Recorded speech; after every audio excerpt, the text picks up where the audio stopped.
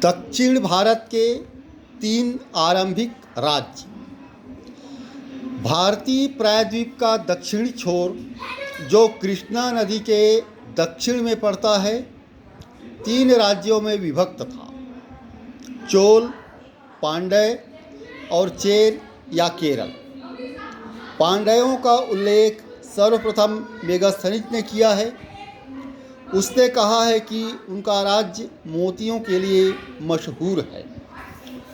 उसने यह भी बताया कि इस राज्य का शासन एक स्त्री के हाथ में है, जिससे यह लक्षित होता है कि पांड्य समाज में कुछ मातृतंत्रात्मक प्रभाव था। पांड्य राज्य भारतीय प्रायद्वीप के सुदूर दक्षिण और दक्षिणी पूर्वी भाग में था और उसमें मोटे तौर पर तमिलनाडु के आधुनिक तिरुनेलवेली, रामनद और मदुरा जिले शामिल हैं। उसकी राजधानी मदुरा में थी। ईसा की आरंभिक सदियों में तमिल परिषदों में संकलित साहित्य जो संगम नाम से विख्यात है, उसमें पांड्य राजाओं का उल्लेख है, किंतु उसमें कोई क्रमबद्ध विवरण नहीं मिलता।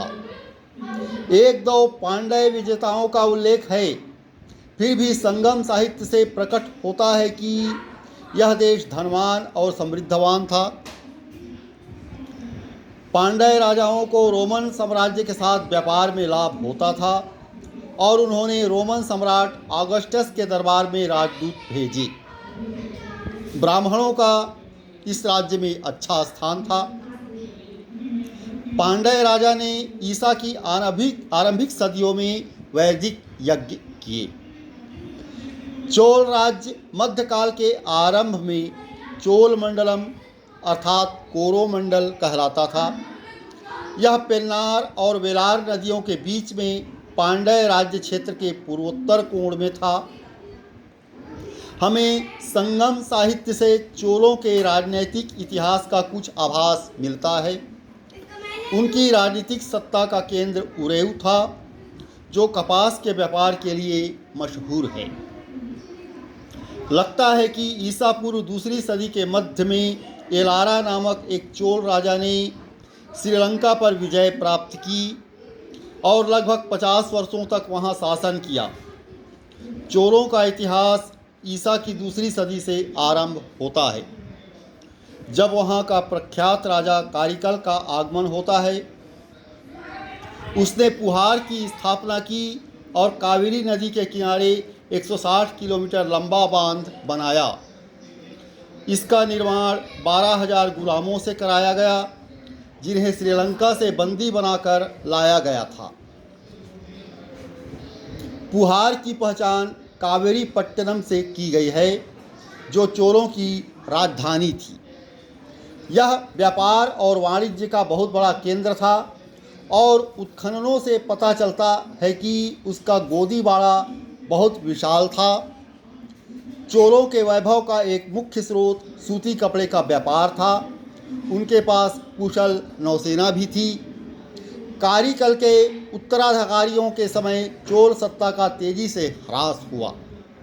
उनकी राजधानी पर चढ़ाई कर उसे ध्वस्त कर दिया गया।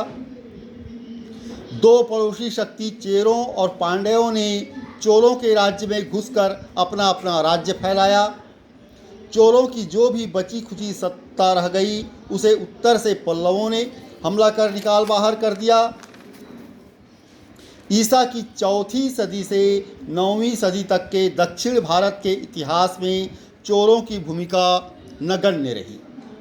चेर या केरल देश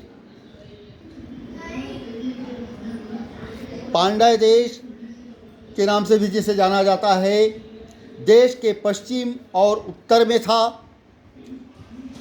उसमें समुद्र और पहाड़ों के बीच की एक संकरी सी पट्टी पड़ती थी।